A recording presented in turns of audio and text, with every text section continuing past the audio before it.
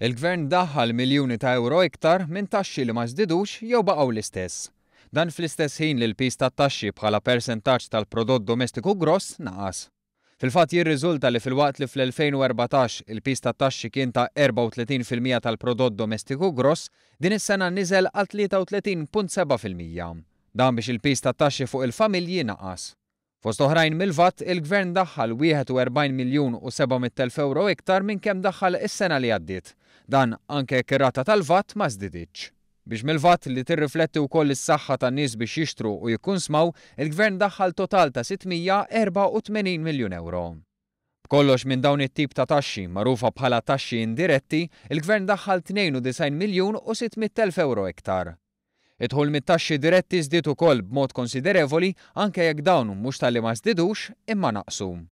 Fost oħrajn din hija riflessjoni ta' iktar nies fid-dinja tax-xogħol bil-Gvern idaħħal 35 miljun u 400,000 euro iktar mit-taxxa ta' dħul.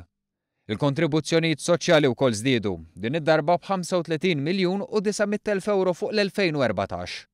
Intant mill-istess statistika rriżulta wkoll li t-total ta' taxxi ambjentali f'Malta tul is-sena li għaddiet kien ta' 3.1%. Bil-maġġoranza tagħhom marbuta mal-oqsma tal-enerġija, it-trasport u t-tniġġis.